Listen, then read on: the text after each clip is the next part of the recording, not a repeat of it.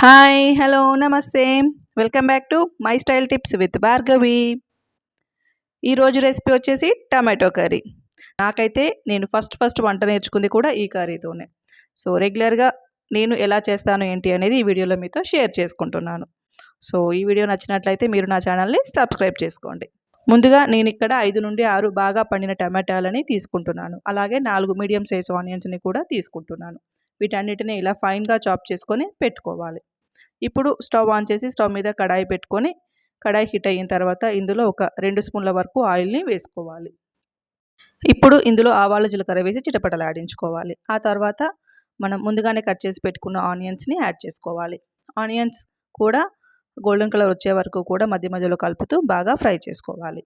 సుమారుగా 5-6 నిమిషాలకి నాకు ఇక్కడ ఆనియన్స్ అనేవి గోల్డెన్ కలర్లోకి వచ్చాయి.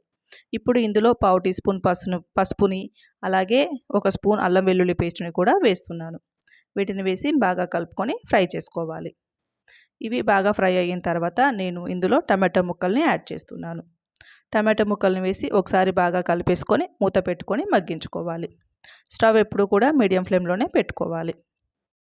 సో ఇంట్లో కర్రీస్ ఏమీ లేనప్పుడు ఇలా టమాటోస్తో ఇలా కర్రీ చేసుకుంటే చాలా టేస్టీగా కూడా ఉంటుంది.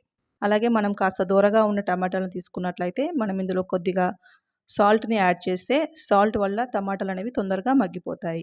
టమాటాలు బాగా పుల్లగా ఉంటాయి కాబట్టి నేను ఇక్కడ 2 నుండి 2.5 స్పూన్ల వరకు కారాన్ని యాడ్ చేస్తున్నాను. అలాగే ఒక 2 స్పూన్ల సాల్ట్ని యాడ్ చేస్తున్నాను. అలాగే ఇక్కడే నేను ధనియా పౌడర్ని కూడా యాడ్ చేస్తున్నాను. వీటిని వేసి ఒకసారి బాగా కలిపేసుకొని కాసేపు మగ్గించుకోవాలి. ఇవి కాస్త ఫ్రై అయిన తర్వాత ఇందులో నేను ఇక్కడ వాటర్ని యాడ్ చేస్తున్నాను. సమ్మర్స్ కాబట్టి మనం ఇలా దగ్గరగా వండుకుంటే కలుపుకోవడానికి కాస్త ఇబ్బందిగా ఉంటుంది. అందుకని నేను కాస్త గ్రేవీ లాగా చేస్తున్నాను.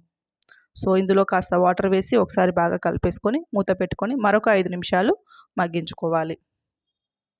సుమారుగా 5-6 నిమిషాల తర్వాత మనకి గ్రేవీ అనేది ఉడికిపోయి కాస్త చిక్కగా అవుతుంది.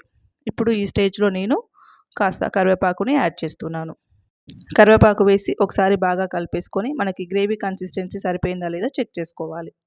నాకు ఈ గ్రేవీ ఇంకాస్త దగ్గర పడితే సరిపోతుంది. సో దీన్ని మూత పెట్టి మరొక 2-3 నిమిషాలు ఉడకబెట్టుకోవాలి. ఈ గ్రేవీ అనేది కాస్త చిక్కబడిపోయింది. ఇప్పుడు ఇందులో మనం ఫైనల్గా కొత్తిమీరని యాడ్ చేసి ఒకసారి కలిపేసుకొని స్టవ్ ఆఫ్ చేస్తే ఎంతో టేస్టీ అయిన మన టమాటో కర్రీ అనేది రెడీ అయిపోయింది. మీరు కూడా మీ ఇంట్లో ట్రై చేసి మీకు ఎలా వచ్చిందో నాతో కామెంట్ సెక్షన్లో షేర్ చేసుకోండి.